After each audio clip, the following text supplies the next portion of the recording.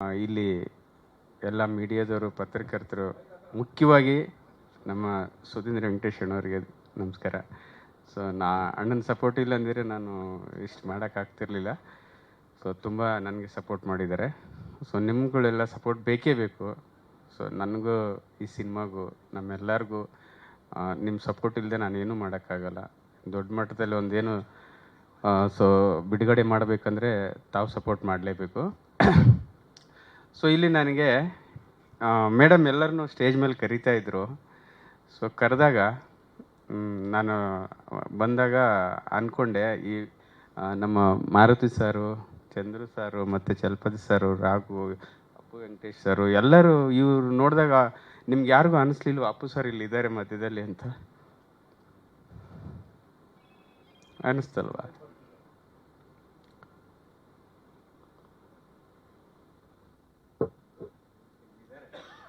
So Appu sir ಇಲ್ಲಿದ್ದಾರೆ, ಅವರಲ್ಲಿದ್ದಾರೆ, ನಮ್ಮಲ್ಲಿದ್ದಾರೆ. ಪ್ರತಿಯೊಬ್ಬರು ನಿಮ್ಗೆ ಎಲ್ಲರೂ ಕೂತಿದ್ದೀರಲ್ವ, ನೀವು ಇದನ್ನು ನೋಡಿದ್ಮೇಲೆ ನಿಮ್ಮ ಮನಸ್ಸಲ್ಲೂ ಅವ್ರು ಒಕ್ಕೊಂಡಿದ್ದಾರೆ, ಅವ್ರ ಒಳಗಡೆ ಇದ್ದಾರೆ.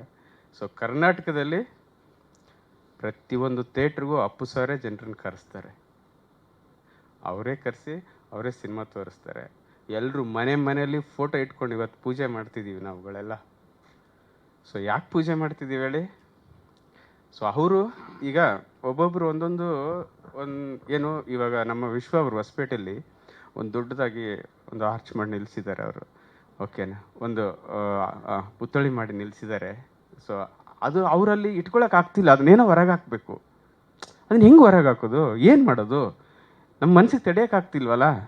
ಸೊ ಯಾವ ದಾರಿ ಹುಡ್ಕೋದು, ಏನು ಮಾಡೋದು ಅಂತ ತಲೆ ಕೆಟ್ಟು ಹೋಗ್ಬಿಟ್ಟಿರುತ್ತೆ.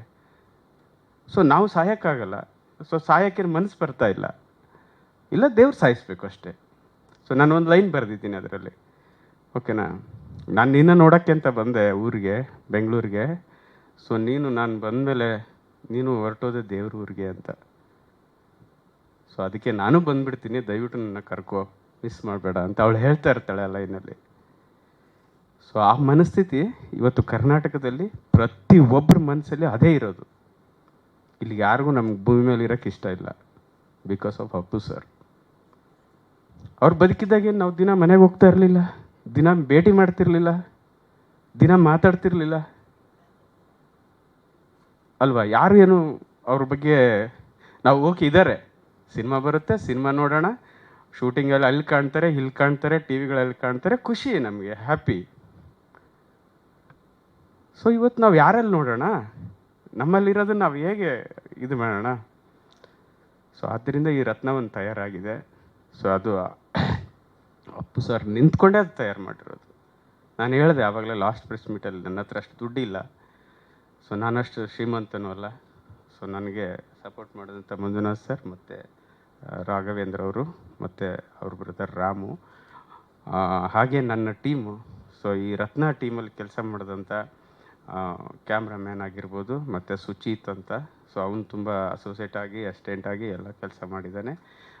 ರವಿ ಹಾರ್ಟ್ ಡೈರೆಕ್ಟ್ರು. ಸೊ ಅವನು ತುಂಬ ಕೆಲಸ ಮಾಡಿದೆ. ಇವ್ರುಗಳೆಲ್ಲ ಅಂದರೆ ದುಡ್ಡು ಮುಖ ನೋಡಿ ಯಾರು ಕೆಲಸ ಮಾಡಿಲ್ಲ ಈ ಸಿನಿಮಾದಲ್ಲಿ. ಓಕೆ ಅಣ್ಣ, ನೀವು ಎಷ್ಟು ಕೊಡ್ತೀರಾ ಕೊಡಿ ಅಣ್ಣ, ನಾನು ಮಾಡಿಕೊಡ್ತೀನಿ. ನೀವೆಷ್ಟು ಕೊಡ್ತೀರಾ ಕೊಡಿ ಅಣ್ಣ, ಮಾಡಿಕೊಡ್ತೀನಿ. ನೀವು ಸಿನಿಮಾ ಮಾಡ್ತೀರಿ, ನೀವು ಪ್ರೊಡಕ್ಷನ್ ಮಾಡ್ತಿದ್ದೀರಾ, ಮಾಡಿ ಅಣ್ಣ, ಮಾಡೋಣ, ಈ ಥರ ಒಂದು ಸಪೋರ್ಟ್. ಸೊ ನಮ್ಮ ನಾಗೇಂದ್ರ ವ್ಯಾಸ್ ಆಗಿರ್ಬೋದು, ಅಮಿತ್ ರಾವ್ ಅವ್ರದ್ದೊಂದು ಸ್ಟುಡಿಯೋದಲ್ಲಿ ಸೊ DI ಎಲ್ಲ ನಡೀತು. ಸೊ ಹೀಗೆ ಏನಾಗುತ್ತಂದರೆ ಇಲ್ಲಿ ಈ ಸಿನಿಮಾ ತಯಾರಾಗಿದೆ. ಇದು ಈ ಥರ ತಯಾರಾಗಕ್ಕೆ ಸಾಧ್ಯ ಇಲ್ಲ ಬೇರೆ ಸಿನಿಮಾ ಎಲ್ಲ, ಬಿಕಾಸ್ ಆಫ್ ಅಪ್ಪು ಸರ್ ಇದ್ದಾರೆ. ಅವ್ರ ಜೊತೆ ಹಿಂಗೆ ಸುಮ್ಮನೆ ಒಂದು ಆಶೀರ್ವಾದ ಅಷ್ಟೇ. ಮಾಡಿ ನಾನಿದ್ದೀನಿ, ನಿಮ್ಗೆ ಒಳ್ಳೇದಾಗುತ್ತೆ ಅಷ್ಟೇ ಅವ್ರು ಹೇಳ್ತಾ ಇರೋದು. ಈ ಸ್ಟೇಜ್ ಮೇಲೆ ಕೂಡ ಇಲ್ಲೇ ಪಕ್ಕದಲ್ಲೇ ನಿಂತಿದ್ದಾರೆ ಅಂದರೆ ನಿಂತಿದ್ದಾರೆ. ನೀವು ಬೇಕಾದ್ರೆ ಯಾವ್ದಾರು ಒಂದು ಸ್ಕ್ಯಾನ್ ತಂದು ಏನೋ ಕಂಡಿಡಿಯೋರೆಲ್ಲ ಬಂದಿದ್ದಾರಲ್ಲ ಈಗಿನ ಕಾಲದಲ್ಲಿ, ತಂದು ಇಟ್ಟರೆ ಅಪ್ಪು ಸರ್ ಇಲ್ಲಿ ನಿಂತಿದ್ದಾರೆ ಪಕ್ಕದಲ್ಲಿ. ಇದು ಪ್ರಾಮಿಸ್ ಮಾಡಿ ಹೇಳ್ತೀನಿ ನಾನು. ಇಲ್ಲಿದ್ದಾರಲ್ಲ ಇವ್ರುಗಳೆಲ್ಲ, ಅವ್ರಗಳ ಮೂಲಕ ನಿಂತಿದ್ದಾರೆ. ಚಂದ್ರಣ್ಣ ಏನಂತೀರಣ್ಣ? ಸತ್ಯ ಅಲ್ಲ ಅಣ್ಣ? ಎಸ್, ನೋಡಿ ಅಣ್ಣ ಹೇಳಿದ್ರು 100% ಅಪ್ಪು ಸರ್ ಇದ್ದಾರೆ, ಸ್ಟೇಜ್ ಮೇಲೆ ನಿಂತಿದ್ದಾರೆ. ಸೊ ಇದೇ ಥರ ಸಿನಿಮಾಗಳು ಅಪ್ಪು ಸರ್ ಮೇಲೆ, ಅವ್ರ ಬಗ್ಗೆನೇ ಒಳ್ಳೊಳ್ಳೆ ಸಿನಿಮಾಗಳು ಮಾಡ್ತೀನಿ. ಖಂಡಿತವಾಗ್ಲೂ ನಮ್ಮ ಉಸಿರು ಹೋಗ್ಬೇಕು, ಅವಾಗ ಮಾತ್ರ ನಾವು ಮರೆಯೋಕ್ಕೆ ಸಾಧ್ಯ. ಉಸಿರಿರೋವರೆಗೂ ಅವ್ರ ಹೆಸರನ್ನ ಬೆಳೆಸ್ತಾ ಇರ್ತೀವಿ. ಇದೇ ನಮ್ಮ ಕೆಲಸ, ಇದೇ ನಮ್ಮ ಕರ್ತವ್ಯ. ನಾವು ಹೋಟ್ಲ್ ಇಡ್ತೀವೋ ಅಥವಾ ನಾನು ಹೇಳಿದೆ ಅಕ್ಕ, ಆಮೇಲೆ ಒಂದು ಟ್ರಸ್ಟ್ ಮಾಡ್ತಾ ಇದ್ದೀನಿ ಅಕ್ಕ ಅಂತ. ಸೊ ಇವತ್ತು ಟ್ರಸ್ಟ್ ರಿಜಿಸ್ಟರ್ ಮಾಡಿದ್ರು, ಅವರು ಬಂದಿಲ್ಲ ಅಕೌಂಟೆಂಟು. ಸೊ ಅದು ಅಪ್ಪು ಒಂದು ಮಕ್ಕಳ ಎಜುಕೇಷನ್ ಟ್ರಸ್ಟು ಅಂತ. ಸೊ ಆ ಟ್ರಸ್ಟನ್ನು ಸದ್ಯದಲ್ಲೇ ಒಂದು ದೊಡ್ಡ ಮಟ್ಟದಲ್ಲಿ ಆಚೆ ಬರುತ್ತೆ. ಸೊ ಈ ಥರ ಕೆಲಸಗಳು ಅಥವಾ ಸೇವೆಗಳು ಅವ್ರ ಹೆಸರಲ್ಲಿ ಖಂಡಿತವಾಗ್ಲೂ ನಾವು ಮಾಡೇ ಮಾಡ್ತೀವಿ. ಅದಕ್ಕೆಲ್ಲ ಎಲ್ಲರೂ ಸಪೋರ್ಟು ಇದೆ. ಸೊ ಅಷ್ಟು ಸಪೋರ್ಟ್ ಇದ್ದಾಗ ಯಾಕಕ್ಕ ಮಾಡಬಾರ್ದು? ದುಡ್ಡೇ ಬೇಕಾಗಿಲ್ಲ, ಎಲ್ಲದಕ್ಕೂ ದುಡ್ಡು ಬೇಕಾಗಿಲ್ಲ. ಕೆಲಸ ಮಾಡಬೇಕಂದ್ರೆ ಮನಸ್ಸು ಇರಬೇಕಷ್ಟೇ. ಆ ಮನಸ್ಸಿದ್ರೆ ನಾವೇನು ಬೇಕಾದರೂ ಮಾಡ್ಬೋದು. ಸೊ ಎಲ್ಲರೂ ಸೇರಿ ಅವ್ರ ಹೆಸರು ಉಳಿಸೋಣ, ಅವರು ಹಾಕಿದ ದಾರಿಲಿ ಹೋಗೋಣ.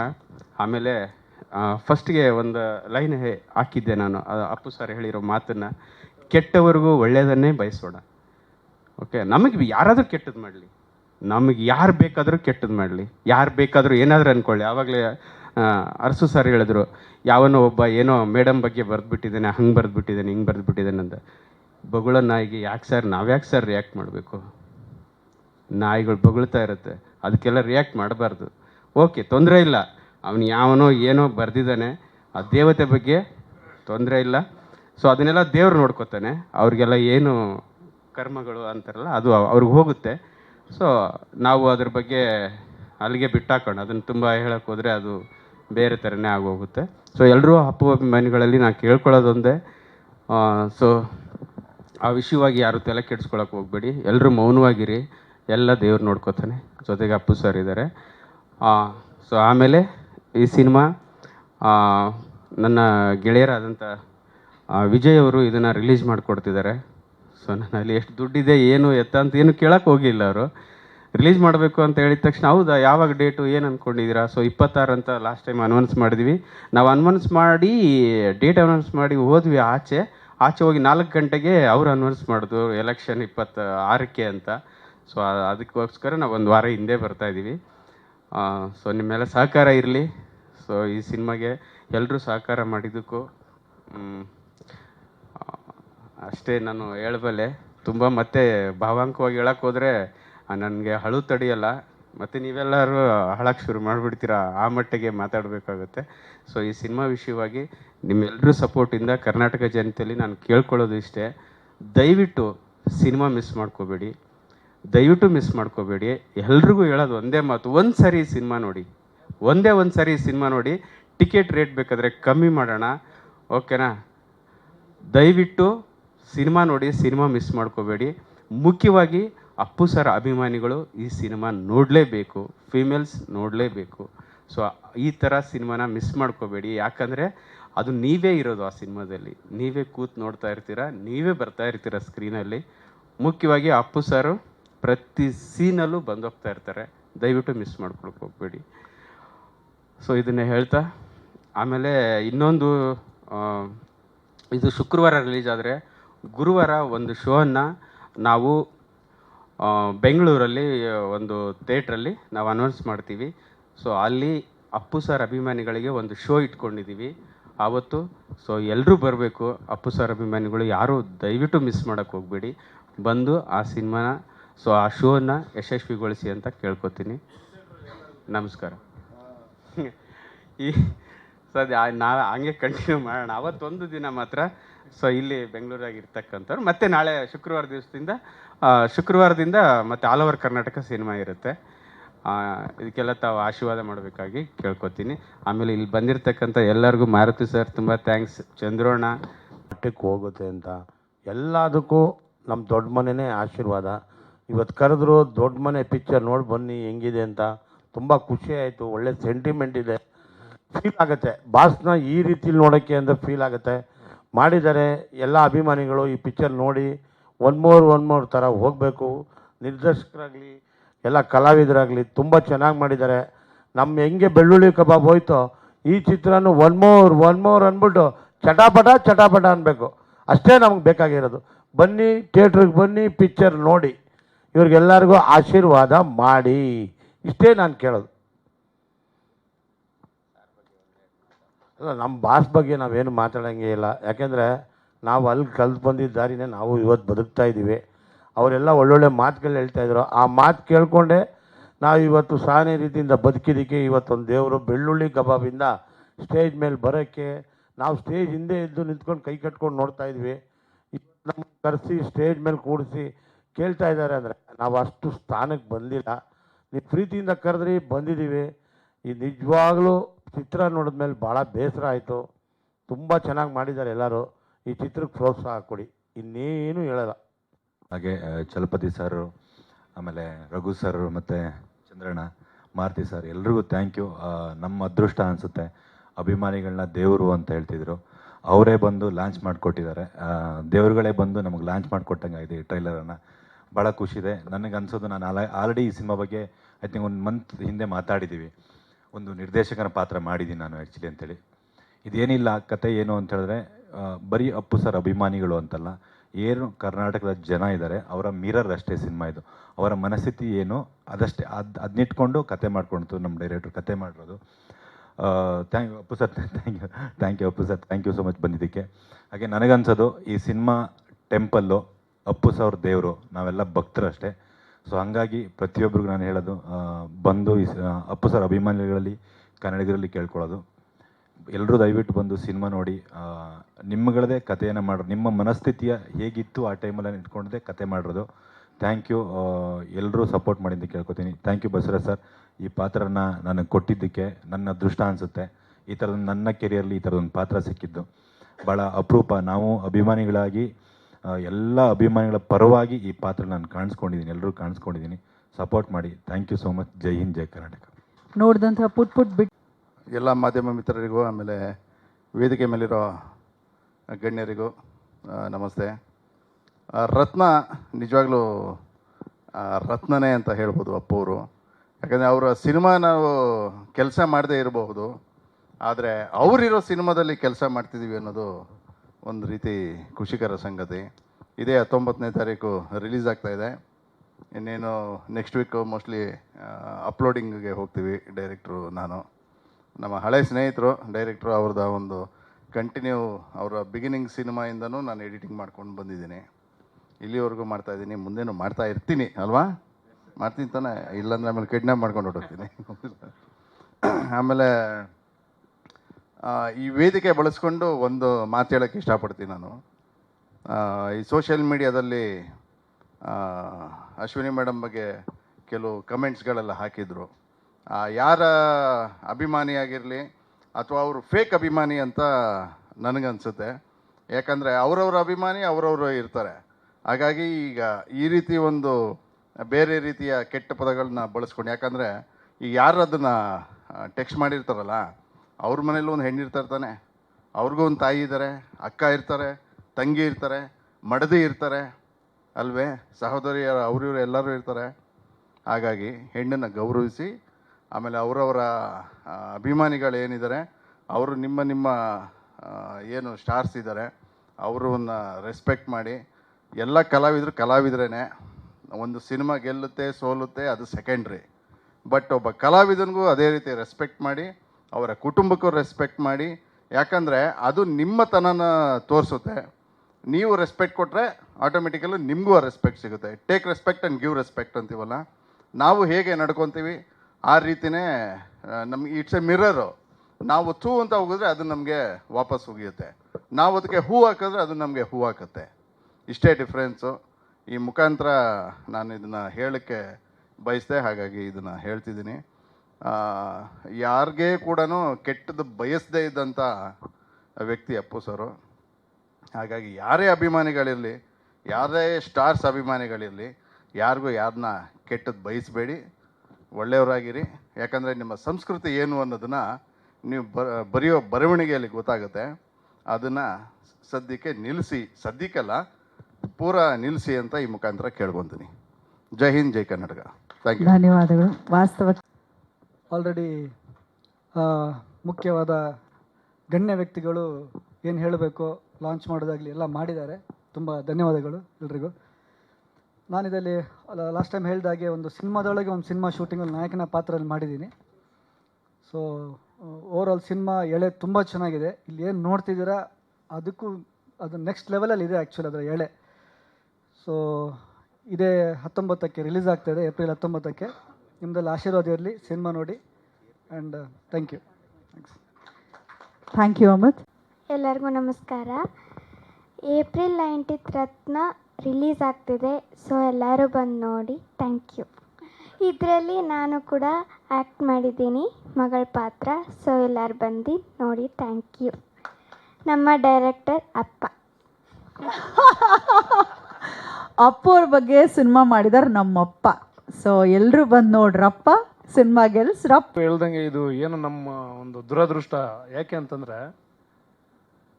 ಯಜಮಾನ್ರ ಜೊತೆಲಿ ಈ ಥರ ಈವೆಂಟಿಗೆ ಬಂದಾಗ ಯಜಮಾನ್ರನ್ನು ಕೂರಿಸೋದಾಗಲಿ, ಯಜಮಾನ್ರು ಇರೋ ಜಾಗದಲ್ಲಿ ಆಗಲಿ, ಅವ್ರನ್ನ ನೋಡ್ಕೊಂಡು ಎಲ್ಲೋ ಒಂದು ಸೈಡಲ್ಲಿ ನಿಂತ್ಕೊಂಡು ನಾನು ನಮ್ಮ ಮೀಡಿಯಾದವ್ರ ಜೊತೆಲಿ ಹಿಂದ್ಗಡೆ ನಿಂತ್ಕೊಂಡು ಮಾತಾಡ್ಕೊಂಡು ನಮ್ಮದೇನೋ ಒಂದು ಸ್ವಲ್ಪ ಟೈಮ್ ಪಾಸ್ ಮಾಡ್ತಾ ಸುಮ್ಮನೆ ಸೈಡಲ್ಲಿ ನಿಂತ್ಕೊಂಡಿರ್ತಾ ಇದ್ದೆ, ನೋಡ್ತಾ ಇದ್ದೆ. ಈವೆಂಟ್ ಈ ಥರ ಯಜಮಾನ್ರನ್ನ ಈ ಥರ ಗೌರವಿಸ್ತಾರೆ, ಯಜಮಾನ್ರ ಮೇಲೆ ಇಷ್ಟೊಂದು ಪ್ರೀತಿ ಇದೆ, ಇಂಥ ಒಂದು ಸನ್ನಿವೇಶಗಳನ್ನ ನೋಡಿಕೊಂಡು ಬಂದಿದ್ದು 11 ವರ್ಷಗಳ ಕಾಲ ಅವ್ರ ಜೊತೆಲೆ. ಆದರೆ ಇವತ್ತಿನ ದಿವಸ ಈಗ ನಮ್ಮನ್ನು ಈ ಥರ ಹಿಂಗೆ ಕರೆದು ಈವೆಂಟಿಗೆ ಬರಬೇಕು ಅಂತ ಹೇಳ್ಬಿಟ್ಟು ಕರೆದ್ರೆ ಒಂಥರ ಏನೋ ಒಂಥರ ನಮಗೊಂದು ಅದೊಂದು ದೊಡ್ಡ ಕಷ್ಟ ನಾವು. ಹಂಗಾಗಿ ನಾನು ಹೆಚ್ಚಾಗಿ ಎಲ್ಲಿಗೂ ಬೇರೆ ಕಡೆ ನಾನು ತುಂಬ ಜಾಗದಲ್ಲಿ ಕರೀತಾರೆ, ನಾನು ಎಲ್ಲಿಗೂ ಹೋಗಲ್ಲ. ಯಾಕೆ ಹೋಗಲ್ಲ ಅಂತಂದರೆ ಈಗ ಆಲ್ರೆಡಿ ಯಜಮಾನ್ರನ್ನ ಏನಂತಂದರೆ ಅದು ಒಂಥರ ಭಯ ಸ್ಟಾರ್ಟ್ ಆಗಿರೋದು ನನಗೆ. ನಾನು ಮಿಲ್ಟ್ರಲ್ಲಿದ್ದೆ 10 ವರ್ಷ. ಮಿಲ್ಟ್ರಲ್ಲಿದ್ದಾಗಲೂ ನಾನು ಭಯ ಬಿದ್ದು ನಾನು ಲೈಫ್ ಇನ್ಶೂರೆನ್ಸ್ ಕೂಡ ನಾನು ಮಾಡಿಸ್ಕೊಂಡಿರಲಿಲ್ಲ ಮಿಲ್ಟ್ರಲ್ಲಿದ್ದಾಗ. ಯಜಮಾನ್ರದ್ದು ಹಿಂಗೆ ಆಗಿದ್ದ ದಿವಸ ಅವತ್ತಿಂದ ಈ ಕಡೆ ದಿನಗಳಲ್ಲಿ ನಾನು ತುಂಬ ಭಯ ಬಿದ್ದಿರೋದು ಏನಂತಂದರೆ, ಮತ್ತೆ ನಾವು ಆ ಥರ ಹೆಲ್ತ್ ನೋಡ್ಕೊತ ಇದ್ದವರು ವೆಂಕಟೇಶ್ ಅಣ್ಣ ಹೇಳ್ದಂಗೆ ಅಷ್ಟೊಂದು ಒಳ್ಳೆ ರೀತಿಯಾಗಿ ಹೆಲ್ತ್ ಕಾಪಾಡ್ಕೊಳ್ತಾ ಇದ್ದವರು ಅವ್ರಿಗೆ ಈ ಥರ ಆಯಿತು ಅಂತಂದರೆ ನಮ್ದೆಲ್ಲ ಯಾವ ಲೆಕ್ಕ? ನಾವು ಏನಿದೆ ಮಲಗಿದ್ರೆ ಒಂಥರ ಗಾಬರಿಯಾಗಿ ಎದ್ದೇಳೋ ಥರ ಆಗ್ತಿತ್ತು ಸುಮಾರು ರಾತ್ರಿಗಳು. ನಾವು ಎದ್ದೇಳ್ತೀವೋ ಇಲ್ಲೋ, ಎಚ್ಚರ ಆದರೆ ಪರವಾಗಿಲ್ಲ ಎದ್ದಿದ್ದೀನಿ ನಾನು, ಇದೇ ರೀತಿಯೇ ನನಗೆ ಅನಿಸ್ತಾ ಇತ್ತು. ಮಲಗಿದ್ರೆ ನನಗೆ ಗೊತ್ತಿಲ್ಲ, ಎಚ್ಚರ ಆದಾಗ ಇದ್ದೀನಿ ಬದುಕಿದ್ದೀನಿ ಅನ್ನೋ ಥರ. ಆ ಒಂದು ದಿನಗಳನ್ನ ತುಂಬ ಕಷ್ಟಪಟ್ಟು ಇಲ್ಲಿವರೆಗೂ ಬಂದಿದ್ದೀವಿ. ಅದೆಲ್ಲ ಇರಲಿ. ಈಗ ಆಲ್ರೆಡಿ ಸ್ಕ್ರೀನ್ ಮೇಲೆ ತೋರಿಸ್ಬಿಟ್ಟು ಸಿಕ್ಕಾಪಟ್ಟೆ ಭಯ ಉಡ್ಸ್ಬಿಟ್ರು ಬಸವರಾಜ್ ಸರು. ಮೊದಲನೇದಾಗಿ ಹೇಳ್ಬೇಕಂತಂದರೆ ಬಸವರಾಜ್ ಸರ್ಗೆ ತುಂಬ ಧನ್ಯವಾದ. ಯಾಕಂತಂದರೆ ಒಬ್ಬ ಅಭಿಮಾನಿಯಾಗಿ ನೀವು ಅವ್ರಿಗೆ ದೊಡ್ಡ ಅಭಿಮಾನಿಯಾಗಿ ನಾನು ಕೆಲಸಕ್ಕೆ ಸೇರೋಕ್ಕೆ ಮುಂಚೆನೇ ನೀವು ಯಜಮಾನರನ್ನು ಭೇಟಿ ಮಾಡಿದ್ದೀರಾ, ಅದು ನನಗೆ ಸಂತೋಷ. ನೀವೊಬ್ಬರು ಅಭಿಮಾನಿಯಾಗಿ ಅಭಿಮಾನಿಗಳಿಗೋಸ್ಕರ ಅಭಿಮಾನಿಗಳಿಗೆ ಅಪ್ಪಾಜಿ ಹೇಳಿದ್ದು ನಮ್ಮ ಮನೆ ದೇವರು ಅಂತ ಅಪ್ಪಾಜಿ ಅಭಿಮಾನಿಗಳಿಗೆ ಹೇಳ್ತಾ ಇದ್ರು. ಆದರೆ ಅಭಿಮಾನಿಗಳಿಗೆಲ್ರಿಗೂ ಮನೆ ದೇವರು ಅಪ್ಪು ಸರ್ ಆದರು. ಅಂಥ ಅಪ್ಪು ಸರ್ಗೆ ಅಭಿಮಾನಿಗಳಿಗೋಸ್ಕರ ಇಂಥ ಒಂದು ಮೂವಿ ಮಾಡಿದ್ದೀರ. ಟ್ರೈಲರ್ ನೋಡಿ ತುಂಬಾ ಸಂತೋಷ ಆಯಿತು, ಅಷ್ಟೇ ದುಃಖನೂ ಆಯಿತು. ಯಾಕಂತಂದರೆ ಯಜಮಾನ್ರನ್ನ ನಾವು ಕಳ್ಕೊಂಡಿವಲ್ಲ, ನೋಡೋದಕ್ಕೆ ನಮಗೆ ಸಿಗ್ತಾ ಇಲ್ಲಲ್ಲ ಅನ್ನೋ ಒಂದು ಈ ಥರ ದಿನಗಳನ್ನ ನಾವು ನೋಡ್ಬೇಕಾಯ್ತಾ, ನಾವೆಲ್ಲ ಯಾಕೆ ಇರಬೇಕು ಅನ್ನೋ ಥರ ಎಷ್ಟೋ ಸರ್ತಿ ಅನಿಸ್ತೈತೆ. ನೀವಂತೂ ಖಂಡಿತ ನಾನು ಒಂದು ಚಿಕ್ಕದಾಗಿ ರಾಜ್ಕುಮಾರ್ ವಿಷಯದಲ್ಲಿ ಹೇಳ್ಬಿಡ್ತೀನಿ ಮೂವಿ ಬಗ್ಗೆ. ಸಂತೋಷ್ ಆನಂದರಾಮ್ ಸರ್ ಮುಗಿದ ಮೇಲೆ ಮೂವಿ ಚಲಪತಿ ಹೆಂಗಿದೆ ಅಂತಂದರು ರಿಲೀಸ್ ಆಗಿದ್ದ ದಿವಸ.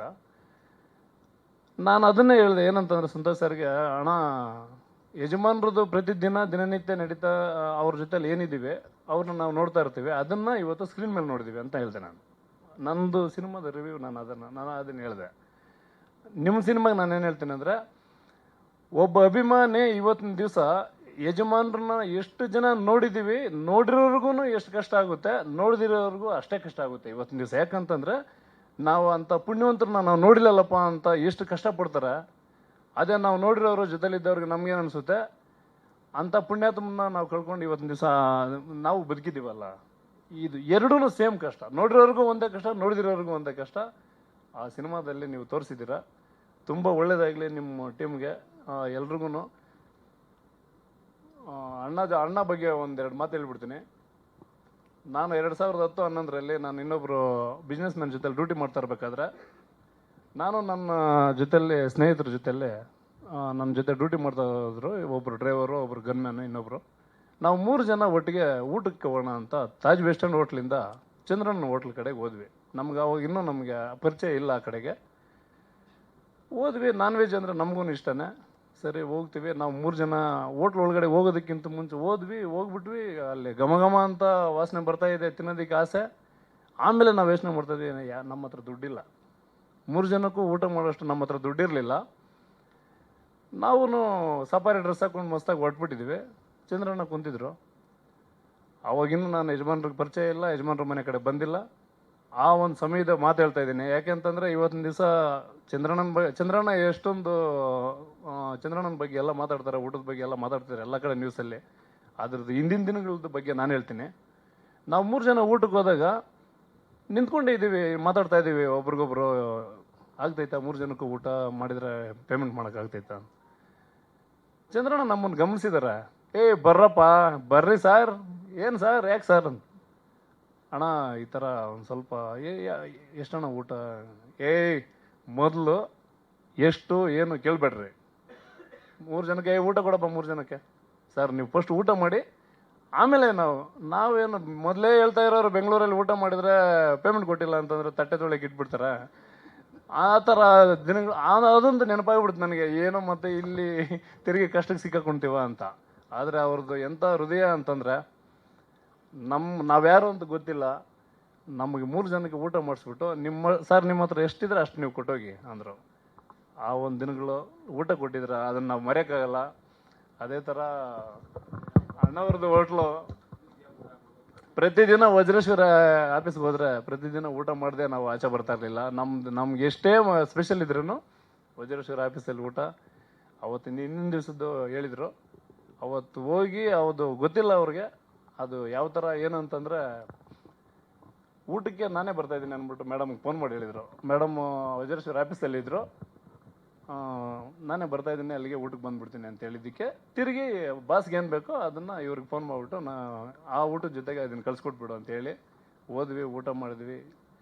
ಎಲ್ಲರಿಗೂ ಆಫೀಸಲ್ಲಿ ಕರೆದು ಮಾತಾಡಿಸಿ, ಬಜರಂಗಿ 2 ರಿಲೀಸು ನಾಳೆ ದಿವಸ ಎಲ್ಲ ಡಿಸ್ಟ್ರಿಬ್ಯೂಟರ್ಸ್ ಎಲ್ಲ ಬಂದಿದ್ದಾರೆ, ಅವ್ರಿಗೆಲ್ಲ ಮಾತಾಡಿಸಿ ಜೇಣ ಆಫೀಸ್ಗೆ ಹೋಗ್ಬಿಟ್ಟು ಎಲ್ರಿಗೂ ಭೇಟಿ ಮಾಡಿ ಇವ್ರಿಗೂ 4 ಮಾತು ಮಾತಾಡಿಸಿ ಫೋಟೋ ಕೂಡ ತೆಗೆಸ್ಕೊಂಡಿದ್ದಾರೆ ಲಾಸ್ಟ್ ಫೋಟೋಗೆ. ಕರೆಕ್ಟ್ ಅಲ್ಲ? ಖಂಡಿತ. ಈ ಥರ ಒಂದು ವ್ಯಕ್ತಿ ಅವರು ದೇವರಾಗೆ ಬಂದಿರೋದು ಅದು. ಯಾಕಂತಂದ್ರೆ ಇವತ್ತಿನ ದಿವಸ ನಾವು ಎಷ್ಟೇ ಮಾತಾಡ್ಬೋದು ಅವ್ರ ಬಗ್ಗೆ. ನಾವು ಅವ್ರ ಜೊತೆಲಿ ಇದ್ದಾಗ ಆ ಒಂದು ಇದ್ದ ದಿನಗಳು ಅದು ಪ್ರತಿಯೊಂದೂ ಸಮಯ ನಮಗೆ ಅನ್ನಿಸ್ತಾ ಇತ್ತು, ಈ ಥರ ಬೇರೆ ಎಲ್ಲೂ ಇಲ್ಲ, ಯಾರೂ ಇಲ್ಲ ಇವ್ರ ಥರ. ಒಂದು ಬೆಟ್ಟ ಹತ್ಬೇಕಾದ್ರೆ ಆಗಲಿ, ಒಂದು ರನ್ನಿಂಗ್ ಮಾಡಬೇಕಾದ್ರೆ ಆಗಲಿ, ಯಾವ ಥರ ಮಾಡ್ತಿದ್ರು, ಯಾವ ಥರ ಇದ್ರು ಅಂತಂದ್ರೆ ಸಿಕ್ಕಾಪಟ್ಟೆ ನಮಗೆ ಸುಸ್ತಾದ್ರೆ ಕೂಡ ಆರಾಮಾಗಿ ಮಾತಾಡ್ತಾನೆ ಬೆಟ್ಟ ಹತ್ತಾಯಿದ್ರು. ಅಷ್ಟು ಚೆನ್ನಾಗಿ ಆರೋಗ್ಯ ನೋಡ್ಕೊತಾ ಇದ್ದವ್ರಿಗೆ ಈ ಥರ ಆಯಿತು ಅಂತಂದರೆ ಇದು ಸಾವಲ್ಲ, ಇದು ದೇವರಾಗಿ ಬಂದ್ರೆ ಅವ್ರ ಕರ್ತವ್ಯ ಏನಿದೆ, ಅವ್ರದ್ದು ಏನು ಕೆಲಸ ಇದೆಯೋ ಮುಗಿಸಿದ್ರು, ನಮಗೆಲ್ಲ ಒಂದು ದಾರಿಯಾಗಿ ಹೋದರು.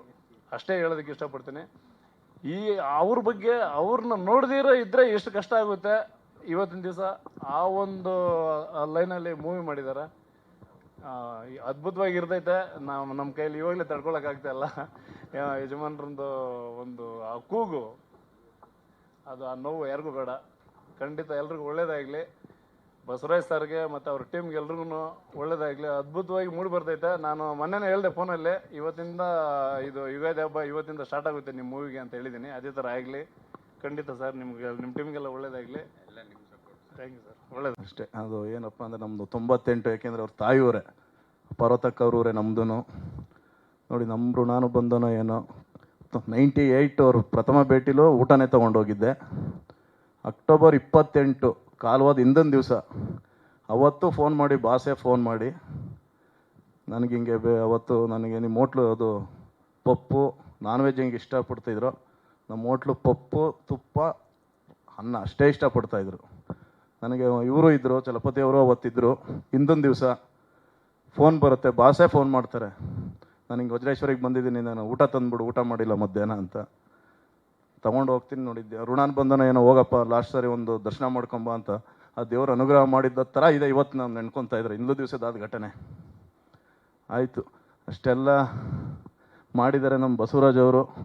ಅಭಿಮಾನದಿಂದ ಸಿನಿಮಾ ಮಾಡಿದ್ದಾರೆ. ನಮ್ಮ ಕರ್ತವ್ಯ ಏನು, ನಮ್ಮ ಹತಾಶೆ, ನಮ್ಮ ಬೇಜಾರು ಈ ಸಿನಿಮಾದಲ್ಲಿ ತೋರಿಸ್ಬಿಟ್ಟಿದ್ದಾರೆ. ನಾವು ಅಭಿಮಾನಿಗಳೆಲ್ಲ ನಾವೇನು ಅಭಿಮಾನಿಗಳೆಲ್ಲ ಬೇಜಾರಲ್ಲಿದ್ದೀವಿ, ಹತಾಶೆಯಲ್ಲಿದ್ದೀವಿ. ಈ ಸಿನಿಮಾ ಮುಖಾಂತರ ಬಸವರಾಜ್ ಅವ್ರು ತೋರಿಸಿದ್ದಾರೆ. ನಾವೇನು ಮಾಡಬೇಕಪ್ಪ ಅಂದರೆ ಈ ಸಿನಿಮಾ ನೋಡೋ ಮುಖಾಂತರ ಅವ್ರಿಗೊಂದು ಬೆಂಬಲವಾಗಿ ನಿಂತು ಇದೇ 19ಕ್ಕೆ ಚಿತ್ರ ಬಿಡುಗಡೆ ಆಗ್ತಾ ಇದೆ. ಎಲ್ಲ ಕನ್ನಡ ಪ್ರೇಕ್ಷಕರು, ಅಪ್ಪು ಅಭಿಮಾನಿಗಳಾಗಿರ್ಬೋದು, ರಾಜವಂಶ ಅಭಿಮಾನಿಗಳಾಗಿರ್ಬೋದು, ಈ ಸಿನಿಮಾ ನೋಡೇ ನೋಡ್ತೀವಿ ಸರ್. ಒಳ್ಳೇದಾಗಲಿ, ಸಿನಿಮಾ ಯಶಸ್ಸಾಗಲಿ. ಇದೇ ಥರ ಸಿನಿಮಾಗಳು ನಿಮ್ಮ ಮುಂದಿನ ದಿನಗಳಲ್ಲಿ ಹೆಚ್ಚು ಹೆಚ್ಚು ಬರಲಿ ಅಂತ ಈ ಮೂಲಕ ಎಲ್ಲ ಚಿತ್ರತಂಡದವ್ರಿಗೆ ನಾನು ಶುಭ ಹಾರೈಸ್ತೀನಿ. ನಮಸ್ಕಾರ.